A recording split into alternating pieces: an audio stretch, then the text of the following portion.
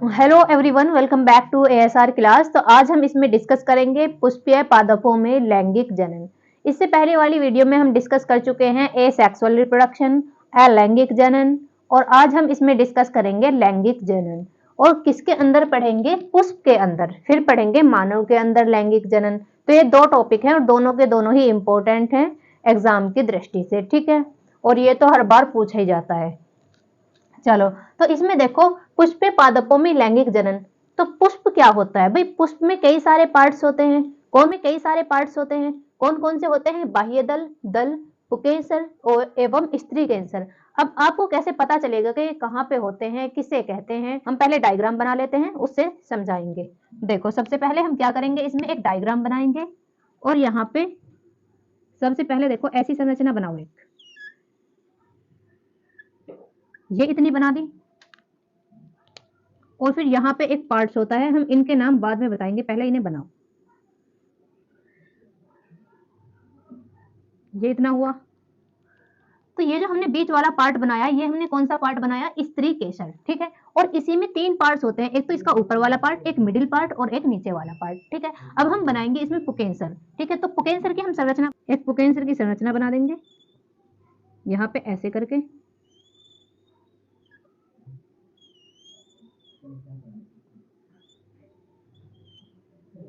ठीक है।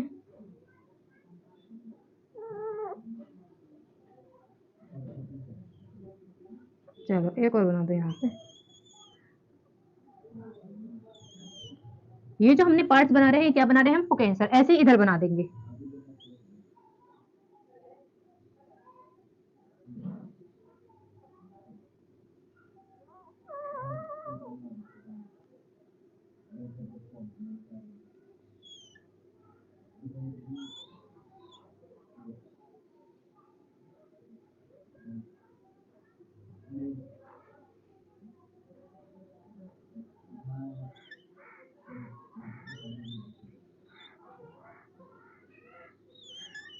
ठीक है, हमने ये कौन सा पार्ट बनाया?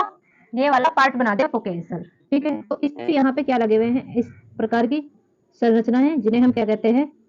परागकोश।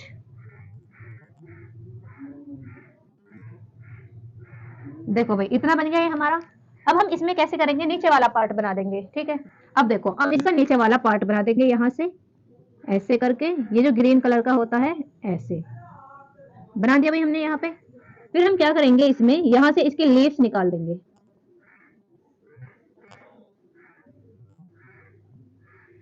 यहाँ से हमने बना दी लीफ, और एक बना देंगे इधर।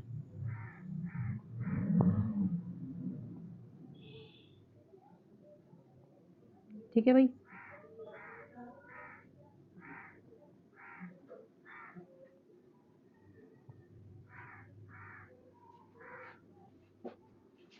चलो, ये हमारी लीफ बन गई। अब ये हमारा पेड़ हमने कौन सा बनाया? गुड़हल का बना दिया, ठीक है। अब इसमें अंदर की ओर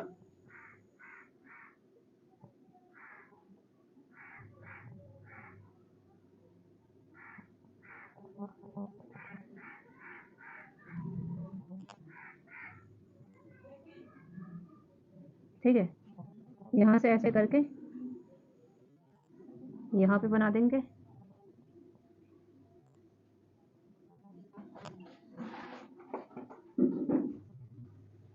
तो ये हमने बना दिया एक गुड़हल का फूल, ठीक है। देखो भाई, अब हम इनके नाम लिखेंगे। ये हमने एक फ्लावर बना लिया। अब हम इनके नाम पढ़ेंगे, ठीक है। तो हमने यहाँ पर जो लिखा है बाह्य दल, बाह्य दल हम किसे कह रहे हैं? इन्हें कह रहे हैं बाह्य दल। ये क्या है इसका? बाह्य दल। ये बाह्य दल है। और दल कौन सा हो गया? दल बोल रहे हैं हम इसको, या पंखुड़ी, ठीक है। और ये पुंकेसर और स्त्री कैंसर में आ जाते हैं ये वाला पार्ट्स, और स्त्री कैंसर में ये बीच वाला पार्ट आ जाता है। तब हम इनके नाम लिखेंगे एक एक करके। तो सबसे पहले हम इसे बताएंगे, ये क्या होता है? तो इसे कहते हैं हम परागकोश। क्या कहते हैं? इसका नाम क्या हुआ? परागकोश। तो यहाँ पे लिख देंगे परागकोश, ठीक है। तो ये परागकोश लिख दिया हमने। यहाँ पे क्या होते हैं? परागकण होते हैं। क्या उपस्थित होते हैं यहाँ पे? परागकण होते हैं, ठीक है। और ये जो इसका नीचे वाला पार्ट है, इसे कहा हमने तंतु, फिलामेंट कहा, ठीक है। जिसपे क्या लगे हुए हैं? परागकोश लगे हुए हैं। तो इसका नाम हमने क्या रखा यहाँ पे? तंतु। ये क्या हुआ? तंतु। तो इन दोनों को मिलाकर हम क्या कहते हैं? पुंकेसर। ये दोनों मिलकर क्या बनाते हैं? पुकेंसर। क्या बनाते हैं? पुकेंसर। ठीक है, अब आ जाओ इधर, ये हमने लिख दिया। और ये क्या हुआ भाई? दल हुआ।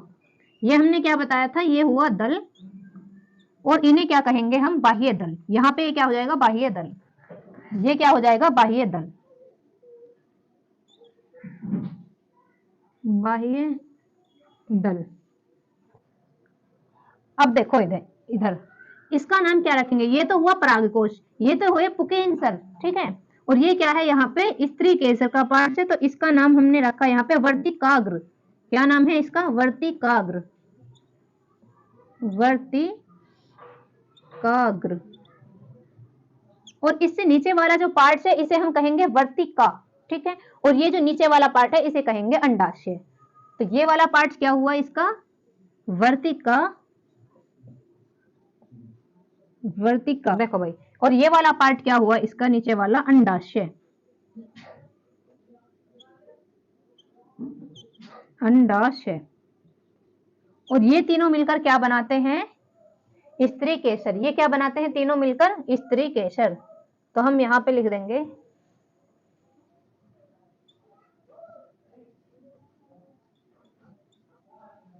स्त्री केसर। स्त्री केसर।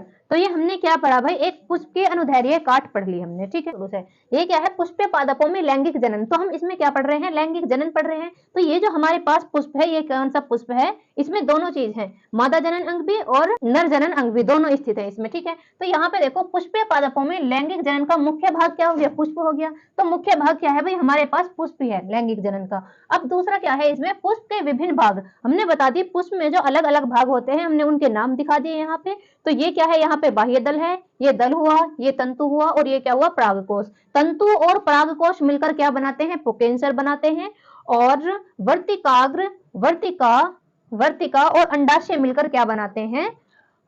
स्त्री केसर बनाते हैं। ठीक है, गिरेंगे वर्तिकाग्र पर, और वर्तिकाग्र पर आएंगे यहाँ पे।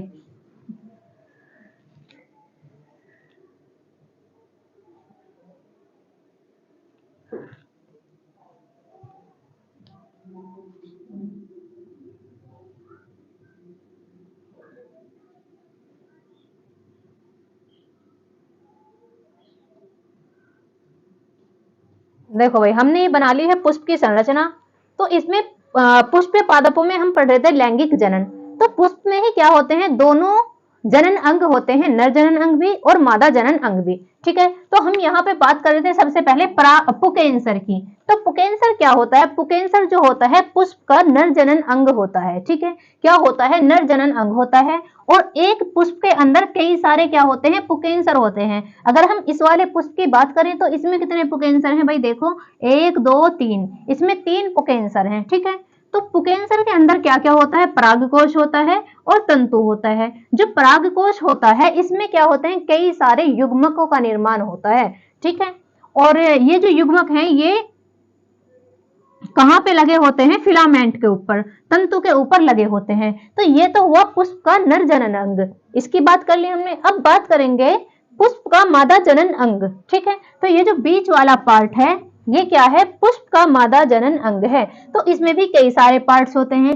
वर्तिकाग्र होती है। ये जो वर्तिका होती है ये कैसी होती है? चिपचिपा, इस पे से एक सिक्रेशन निकलता है, चिपचिपा पार्ट होता है। ठीक है, चलो देखो इसके कितने पार्ट्स होते हैं? 3 पार्ट्स होते हैं। वर्तिकाग्र, वर्तिका, ये वाला जो नीचे वाला पार्ट है ये क्या है? वर्तिका है। और ये नीचे वाला पार्ट क्या है? इसका अंडाशय। तो ये तीनों मिलकर क्या बना रहे हैं? स्त्री केंसर, मादा जनन अंग बना रहे हैं पुष्प के अंदर। भाई इसका काम क्या होता है?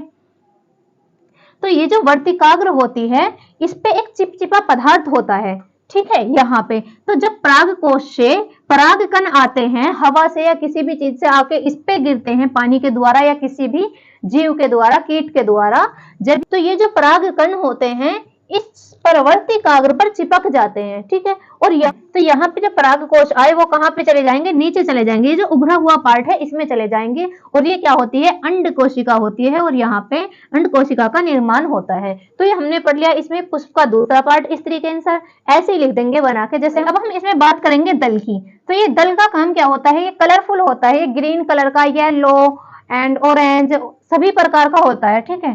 तो इसका काम क्या होता है, परागन कराने का काम किसका होता है, दल का, परागन में सहायता करता है। अब बात करेंगे हम यहाँ पे बाह्य दल की। बाह्य दल कैसा होता है, ये ग्रीन कलर का होता है, हरे रंग का होता है। ये भी और ये भी क्या है, बाह्य दल है। ये कैसे कलर के हैं, हरे रंग के हैं। इनका काम क्या होता है, जब कलिका का निर्माण होता है तो तब ये सुरक्षा करता है कलिका की, ठीक है। तो हमने इसमें क्या पढ़ा, अभी पुष्प की अनुदैर्ध्य काट पढ़ी, हमने इसके सारे पार्ट्स पढ़ लिए हैं। एक बार और देखो, अगर हमें लिखना है पेपर में कैसे लिखेंगे, सबसे पहले हम इतना लिख देंगे इसमें, ठीक है। पुष्पीय पादपों में लैंगिक जनन का मुख्य भाग क्या होता है, पुष्प होता है, इतना लिख देंगे।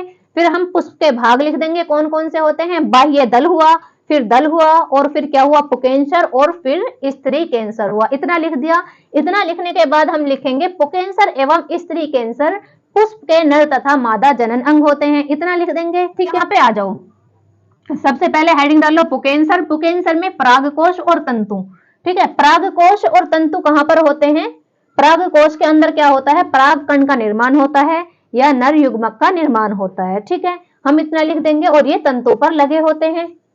और फिर हम इसमें लिख देंगे स्त्री कैंसर का सारा भाग जो हमने अभी बताया है, ठीक है। चलो, तो ये हो गया। इसमें डिस्कस करेंगे जननांगों के आधार पर पुष्प जो होते हैं दो प्रकार के होते हैं। अगर हम इनके जनन अंगों के आधार पर देखें तो पुष्प के आधार पर पुष्प जो होते हैं दो प्रकार के होते हैं। कौन कौन से होते हैं, एक लिंगी पुष्प और उभयलिंगी पुष्प, ठीक है। यहाँ पे देखो, एक लिंगी पुष्प, एक लिंगी पुष्प, ठीक है। तो एक लिंगी पुष्प कौन से होंगे, जैसे हमारे पास कोई भी एक पुष्प है, अगर पुष्प में स्त्री कैंसर और पुकेंसर दोनों में से एक चीज है, या तो है स्त्री कैंसर या फिर पुकेंसर है, या तो ओनली ये वाला पार्ट है या फिर ओनली ये वाला पार्ट है, तो ये क्या हो जाएगा, हमारा एक लिंगी पुष्प हो जाएगा, जिसमें एक ही क्या होगा, नर जनन अंग होगा। अब इस वाले पुष्प में क्या है, दोनों जनन अंग है, नर भी और मादा भी। तो इसमें क्या होता है, एक लिंग होगा, कौन सा, या तो नर होगा या मादा होगा। अगर हम इसके एग्जाम्पल की बात करें तो इसमें हो जाएगा तरबूज, और तो इसके एग्जाम्पल की बात करें तो इसमें हो जाएगा एग्जाम्पल तरबूज और पपीता, ठीक है। एक लिंगी समझ में आ गया। अब हम बात करेंगे उभयलिंगी की, ठीक है। उभयलिंगी क्या होता है,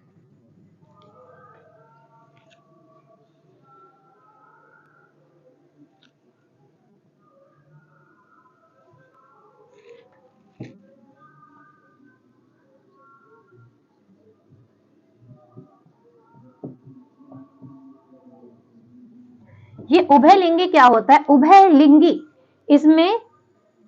उभयलिंगी में हम देखेंगे जब एक पुष्प के अंदर नर तथा जनन दोनों अंग होते हैं, ठीक है, मादा जनन अंग भी और नर जनन अंग भी दोनों उपस्थित होते हैं, वो क्या कहलाता है, हमारा उभयलिंगी कहलाता है, ठीक है। तो इसमें क्या हो जाएगा, गुड़हल और सरसों का फूल, ये हमने गुड़हल का बनाया है, यहाँ पे गुड़हल और सरसों का फूल हो जाएगा इसमें। तो इसका एग्जाम्पल लिख देंगे हम यहाँ पे, क्या हो जाएगा, गुड़हल और सरसों,